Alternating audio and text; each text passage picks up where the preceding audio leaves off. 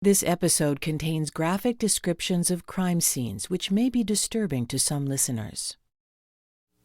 Today we're going to discuss a gruesome story, actually a series of stories, about the victims of a brutal murder dating back to the 1950s and continuing into the 1980s.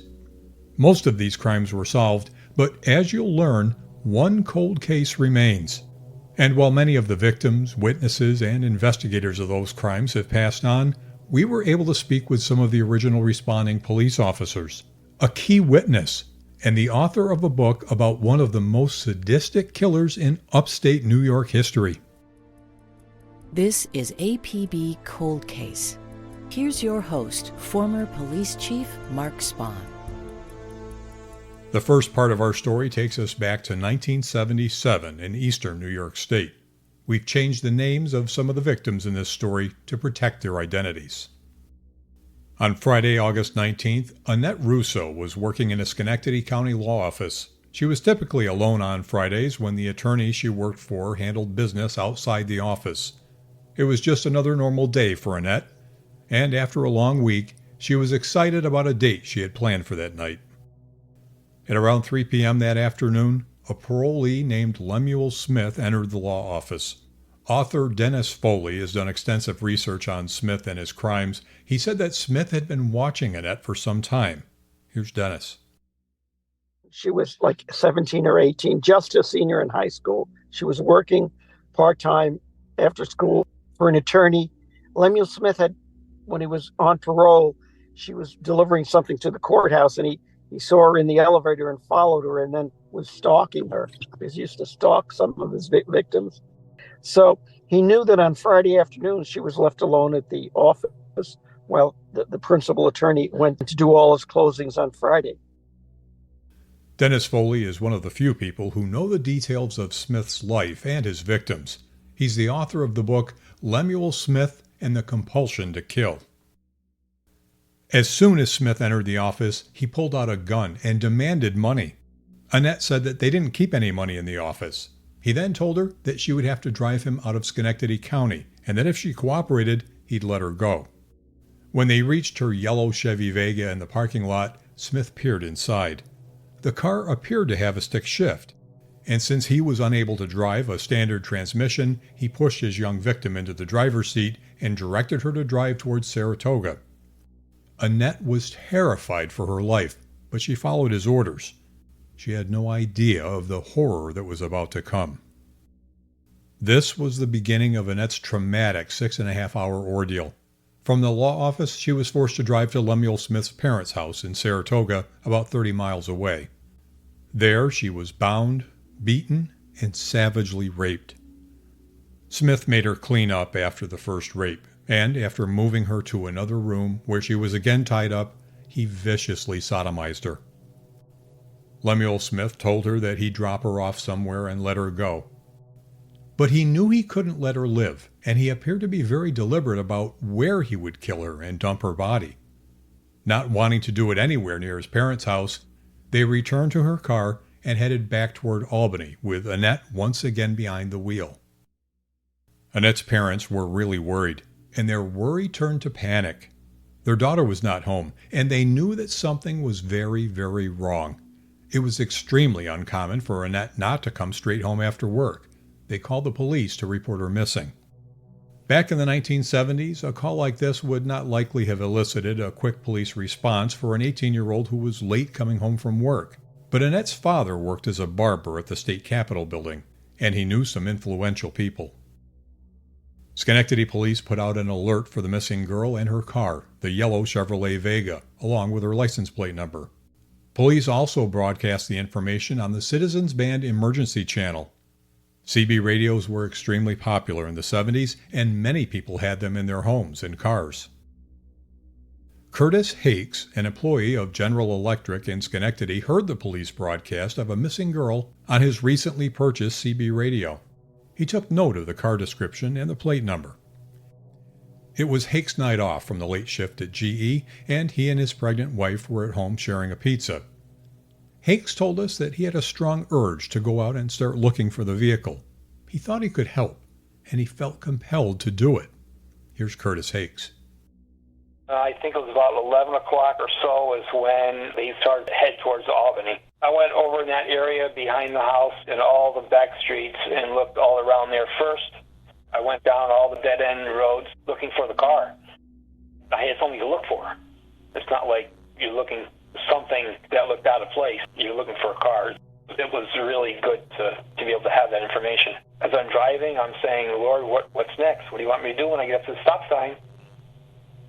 And I just sat there. There was no traffic. So I said, well, as long as there's no traffic, I think I'm going to just sit here. Within 2 minutes, came the yellow Vega, and then I pulled up behind him, and then pulled up close, got the license plate number, verified his license plate number, and then slid back. After Hakes miraculously spots the car, he calls it in on a CB radio. A relay operator called Colony Police, which dispatched officers to intercept. But at the time, the police didn't know who was in the car. Curtis Hakes followed the car until police arrived. By the time they got down the road a little ways, they were able to get their car on my right-hand side, and I was able to back off and let the car in behind the Vega. I'm recalling all this, and I'm getting emotional. Patrol officers John Griebert and Dave McCall spot the yellow Vega, and they stop the car, finding the missing girl behind the wheel and a man in the passenger seat. The girl is visibly shaken, but unknown to police at the time, she'd been kidnapped and raped, and she was likely on her way to being murdered. Here's retired Colony Police Officer Dave McCall. So I walked up to the car, and this girl, she had a look of terror and fear that I've never seen in anybody's face. And, red flags going up. Her eyes were watery. She was crying. I remember her chin was quivering like she was going a million miles an hour. When I walked up, I could see a passenger. I looked in, and it was this guy, my size. I'm like 6'3" by 250. And he was like my size, maybe a little bigger. As Officer McCall approached the car, he noticed the man in the passenger seat had his hands beneath a towel in his lap. Now, red flags going off, boom, boom, boom. There's something wrong here. So I said to her, I want you out of the car. And I opened the door up. And it seemed like she leapt out of the car, like her feet don't touch the ground. And a bear hugged me. And she started screaming, I've been raped. He's got a gun. I've been raped. Hysterical. Here's Officer John Griebert. And I give her so much credit in the world because she, as upset as she was, and despite the ordeal that she went through, she was still managing to tell us to look out, he's got a gun. Officer McCall drew his gun and ordered the man to put his hands on the dash. Put your hands on the dash slowly. And he didn't move. He didn't flinch. He stared straight ahead. Like he didn't hear me or something. He had to because I was yelling. I yelled again. I told him, put your hands on the fucking dash or you get shot. And he did. He put his hands on the dash, and we subsequently handcuffed him. They placed the man in a police car and questioned him.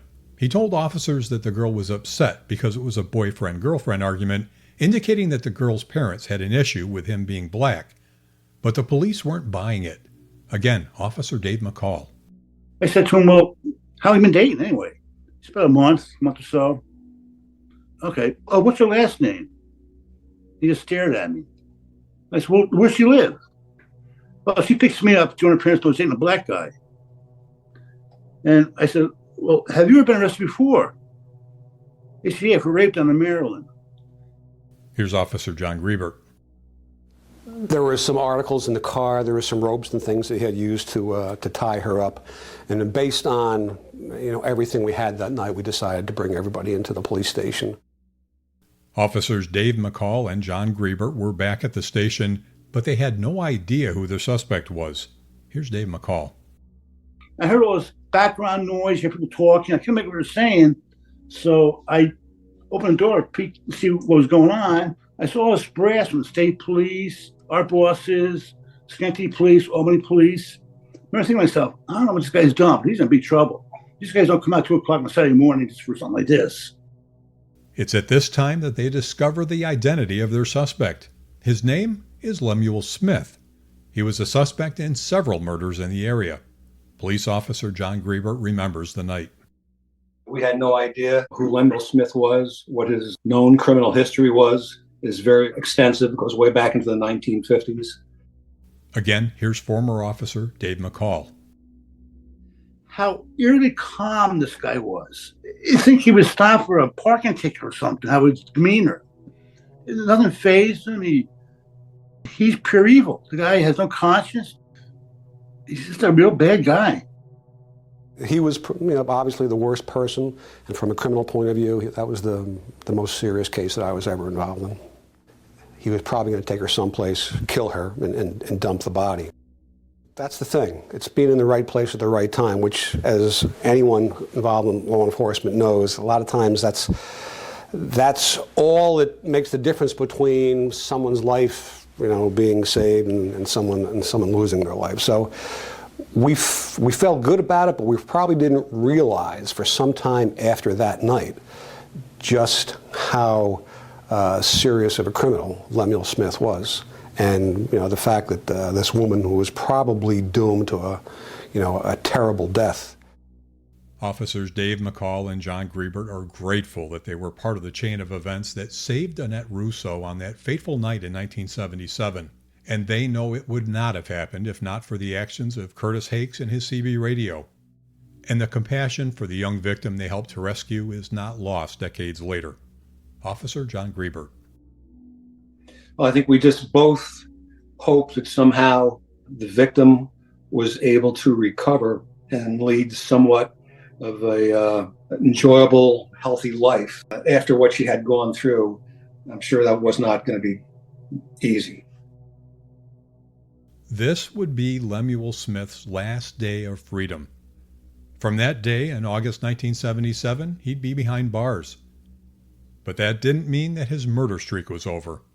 But first, we need to go back to the beginning.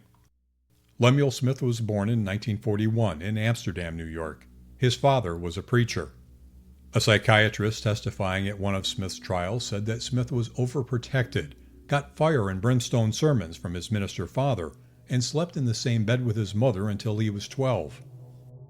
He had a brother, John, who had died in infancy before Lemuel was born. And it would be this brother that Lemuel Smith would later claim was his alter ego, who was truly responsible for his crimes. Lemuel Smith, as it turned out, was a serial killer. He would be called evil, a monster, and as a judge described him, the poster child for the death penalty. But how did he become a violent and sadistic serial killer? We may never know the how or why, but we can take a look at his past. Let's go to 1958. Smith was 16 years old, living in Amsterdam, New York. On the evening of January 21, 1958, 46-year-old Dorothy Waterstreet, the treasurer of an adult Sunday school class, attended a church meeting a couple blocks from her home. The weather was bitter that night, with sleet, snow, and freezing rain. Dorothy and her husband Charles were well known in Amsterdam. He was a funeral director, and the family lived in the upper level of the funeral home just down the block from the Acme supermarket. Charles and Dorothy were both active in the community and church. At 10:35 p.m., Dorothy made the fateful decision to walk home from church, cutting through the Acme parking lot. In a dark corner of that parking lot, just steps from her home, she was savagely attacked and beaten severely about her head with some type of metal weapon. The blows were so brutal that her husband would not be able to identify her body. A pastor living nearby saw something laying in the parking lot and called police. There they found the deceased body of Dorothy Waterstreet. She still had cash in her pocket, and her purse was found across the street, also containing cash. So what was the motive? Was it robbery? Or something more sinister? During the police investigation, they noted a large shoe print near the victim's body and also in the area of the discarded purse.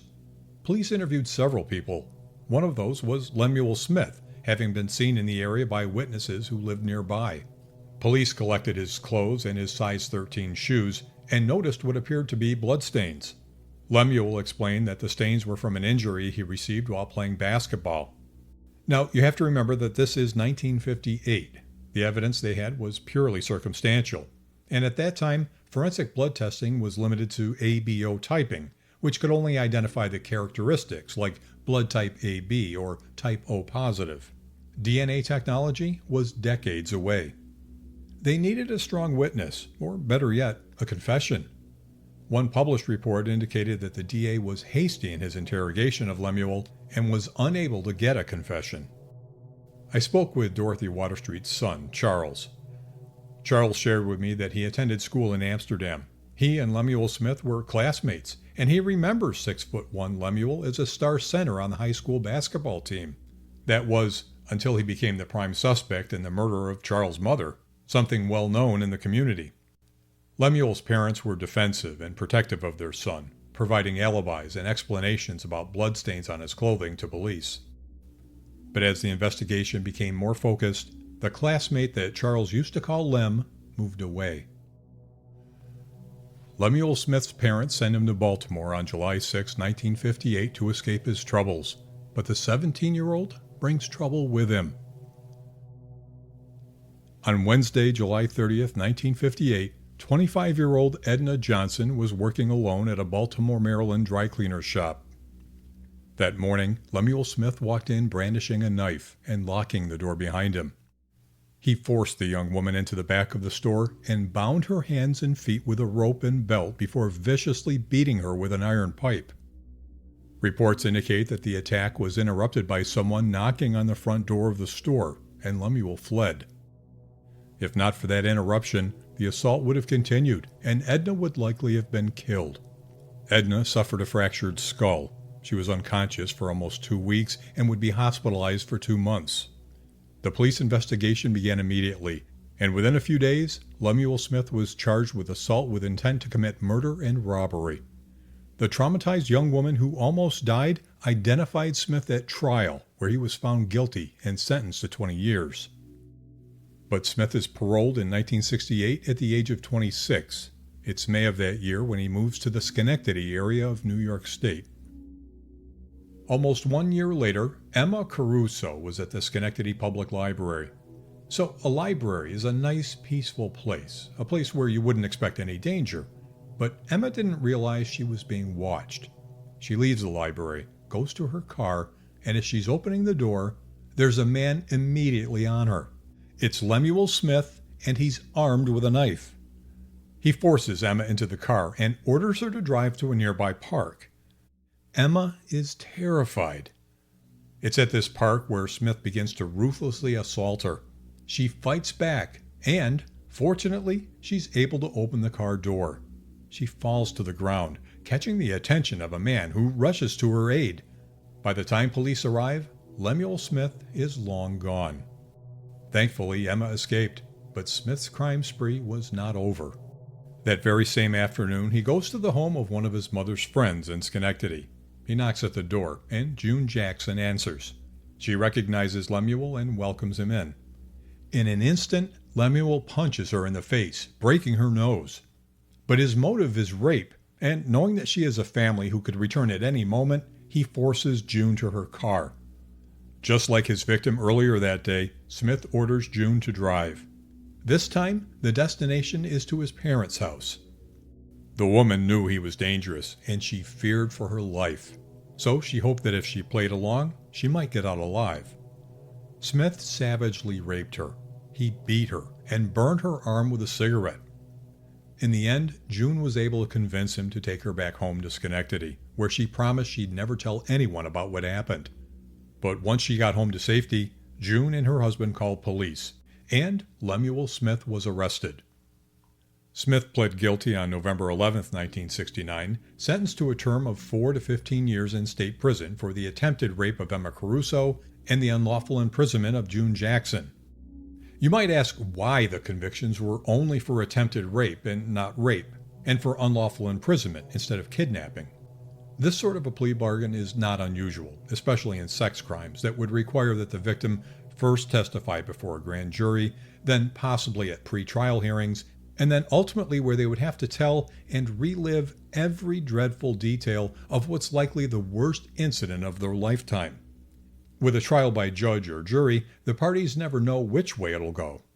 A plea to a lesser charge, especially with the consent of the victim or the victim's family, allows for a measure of certainty of conviction, while the defendant accepts some degree of responsibility. About 7 years later, October 1976, now 35-year-old Lemuel Smith is once again paroled. On November 24, 1976, the day before Thanksgiving, 59-year-old Margaret Byron was working at Hederman's Religious Store in downtown Albany.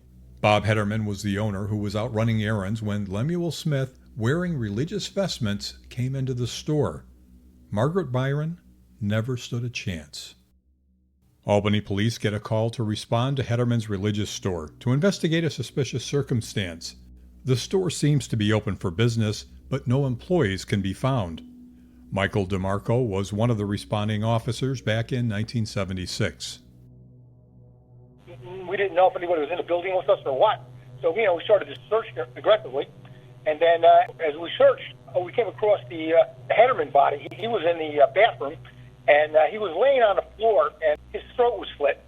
And he was a big guy. He was a big guy. And he fell down, and his body went around the toilet. So at that point, we called for a supervisor, and we called for investigators. The first body they find is 48-year-old Bob Hederman.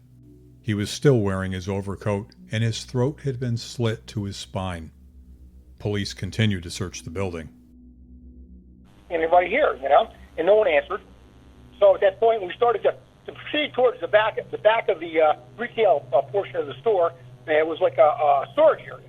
So as we're walking in, and we look down, and we see this woman on the floor, Next, they found the body of Margaret Byron in a rear storeroom. She had been mercilessly stabbed more than 50 times, and she had bruising around her throat. It appeared as if Bob had interrupted the intruder who had killed Margaret, and then Bob himself was murdered in cold blood. Evidence left behind at the scene included blood and feces-stained religious clothing. The store that catered to the religious community had become a crime scene of ruthless inhumanity. Police had no idea who the killer was at the time, but Officer DeMarco felt the evil. He was a monster. He was a monster for what he did. These were older people. These weren't young people. He just murdered them. It was right before Thanksgiving. Of course, the holiday coming, it's on your mind. The guy was an animal. As the rest of the world was getting ready for the Christmas holiday, police were working hard to solve the Hederman Religious Store murders. Detectives were steadily making progress, following up on leads, interviewing potential suspects, and combing the area for witnesses. While police are investigating these violent crimes, Lemuel Smith is still on the loose.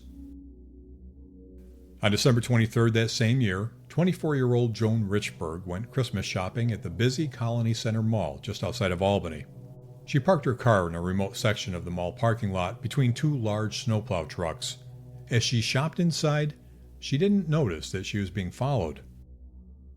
A light snow was falling that night. As Joan was getting into her green Ford Mustang, a man crept up from behind. He was on her in an instant.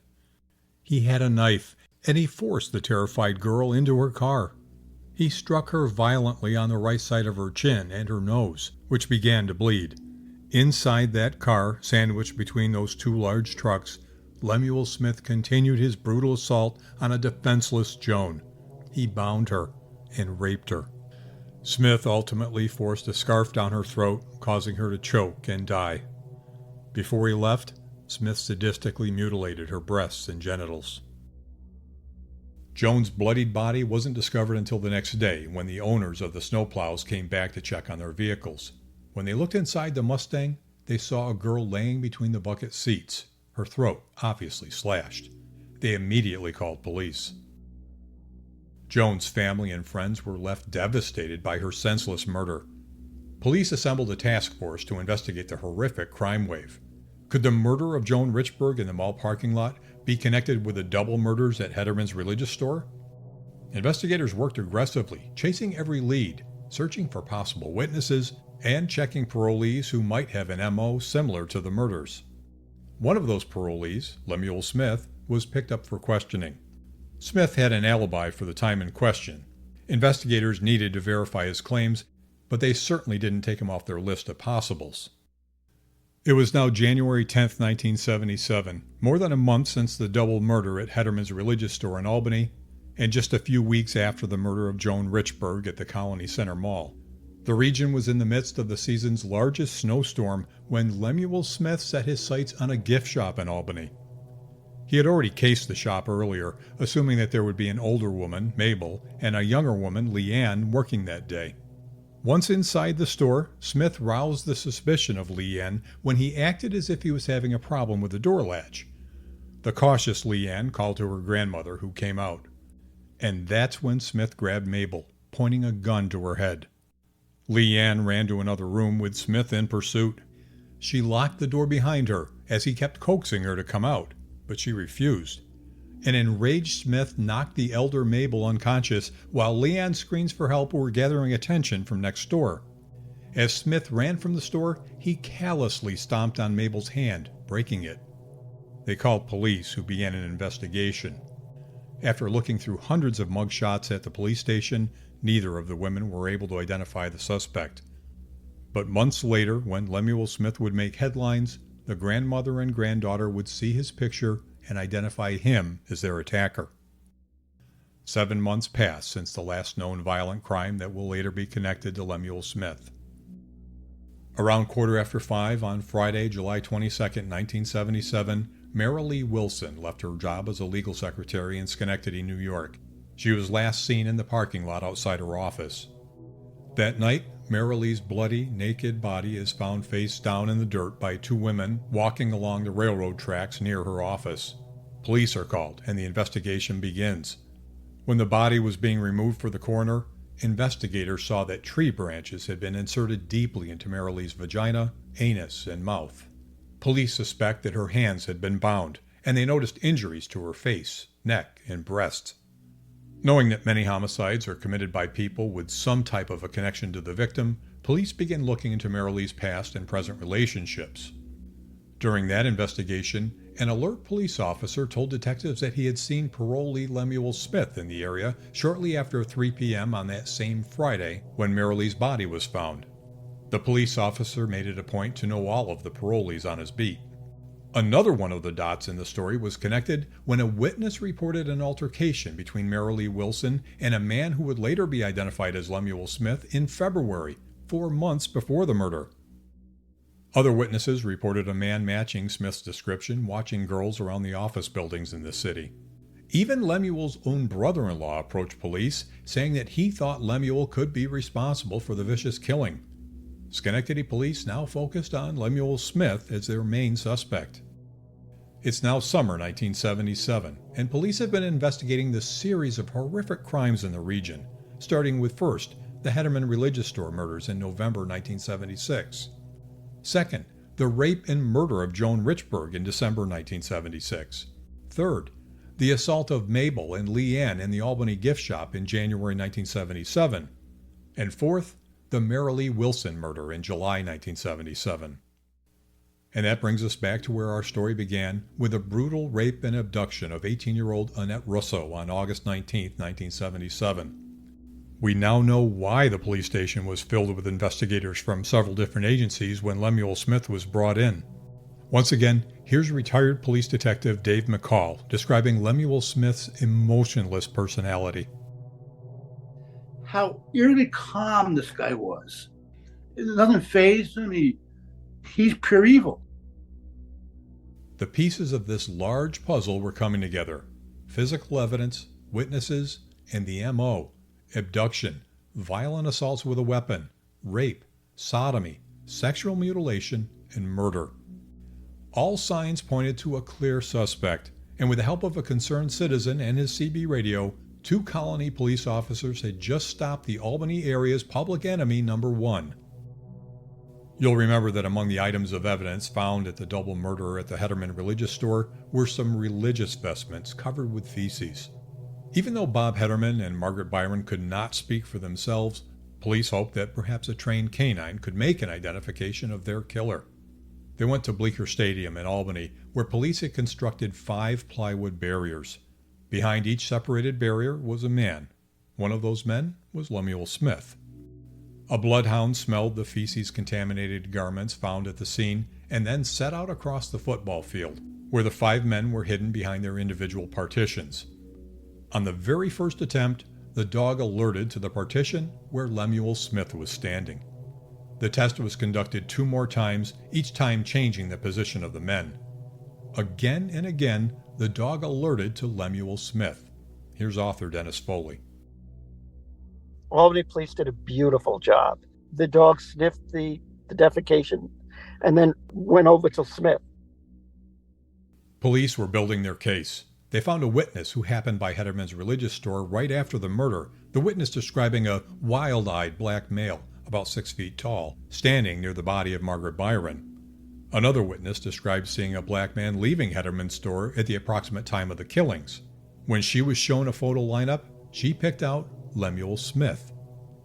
Albany police searched Smith's locker at his place of work, finding one of his sweaters with a human hair on it, which would later be identified by the FBI lab as being consistent with the hair of Margaret Byron.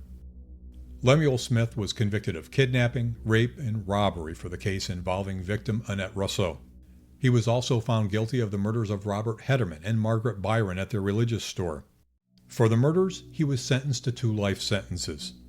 Additional murder charges for victims Joan Richburg and Marilee Wilson were dismissed, not because of concerns over lack of evidence or witnesses, but out of consideration that Lemuel Smith had no chance of release.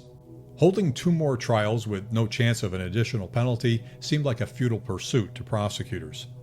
Lemuel Smith was now a sentenced prisoner of the state and was sent to Greenhaven Correctional Facility in Dutchess County, New York, about 70 miles north of New York City. With the sadistic and brutal killer now behind bars, people in the greater Albany area of New York State were likely breathing a sigh of relief, knowing that they were safe from the man who was single-handedly responsible for a reign of terror. Except, it wasn't over yet. It was May 15, 1981, when police believed that Smith killed prison guard Donna Payant in the prison chaplain's office. When she was a no-show at the end of her workday, an extensive search began. The following day, her mutilated and badly bitten body was discovered at a county landfill where prison garbage was routinely taken. State police came in to do the investigation, and they immediately requested from prison officials a list of inmates convicted of murder and sex crimes. The list included more than 600 names. Then, police started piecing together the bite marks from Payant's body, and Lemuel Smith's M.O. with the mutilation and biting of previous victims. They knew that Smith worked in the chaplain's office, where police believed the prison guard had been killed, and that part of Smith's duties included transporting garbage bags to the loading dock. The autopsy revealed a gruesome attack. The official cause of death was strangulation with a cord from a set of Venetian blinds in the chaplain's office, but Donna had suffered trauma to her head. Her nipples had been bitten off, and a foreign object, possibly a mop handle, had been forced into her anus. The investigation pointed to one man, Lemuel Smith. He was charged with murder. Under the law at the time, the murder of a corrections officer was a capital offense. Smith went to trial and was convicted. He was sentenced to death in June 1983, but it would be his case on appeal that resulted in the death of New York State's death penalty law. The state's highest court found the law unconstitutional. Smith's sentence was commuted to another life sentence. At the time of this production, Lemuel Smith is still incarcerated at Wende Correctional Facility in Alden, New York. He's 82 years old. All told, 5 brutal murders have been attributed to Lemuel Smith from 1976 to 1981, along with other sexual assaults, kidnapping, and robbery. But what about the January 1958 case of Dorothy Waterstreet we talked about earlier, when Lemuel Smith was a teenager in high school in Amsterdam, New York? Some reports say that he confessed to the murder, including a psychiatrist who testified at one of Lemuel Smith's trials that he admitted to killing Dorothy Waterstreet. And despite having other circumstantial evidence that aligns with Lemuel Smith, he was never indicted for her murder. Another published report indicated that the overzealous DA botched the case, with his wanting to conduct the interrogation of the suspect himself. And author Dennis Foley, who spent countless hours interviewing Lemuel Smith behind bars, is also convinced that Smith is the killer of Dorothy Waterstreet in 1958. Here's Dennis Foley. He killed Dorothy Waterstreet. He did confess that crime to state police detective or BCI fellow, Dorothy Waterstreet, had driven Lemuel Smith to events because he needed a car. He lived right around the corner, and he was very close friends with her son, Skip. They went to the same high school in the same year. So he killed his friend's mother. Dorothy's other son, Charles, who grew up and attended school with Smith, told me that he never saw his tormented side, but he's convinced that Lemuel is the man who killed his mother. For all of Lemuel Smith's crimes that we know of, all have some sort of disposition, by conviction or dismissal of the indictments based on no additional penalty. But the one cold case that appears to have never been presented to a grand jury is the murder of Dorothy Waterstreet. Lemuel Smith is eligible for parole in 2029. He'll be 87 years old at that time. When he was sentenced in 1976, everyone probably thought that his multiple life sentences would take him to the end of his life. But that parole date is now just a few years away. And even though he spent most of his life in prisons, some feel that if he made parole, he'd still be a danger to society. Here's Dennis Foley. And I would still think he could be a risk. I really believe that he's a case study on evil. And I think one of the characteristics is they accept no responsibility and they have no remorse. And whatever they do is all right. And he was definitely evil. We'll be keeping an eye on the parole status of Lemuel Smith.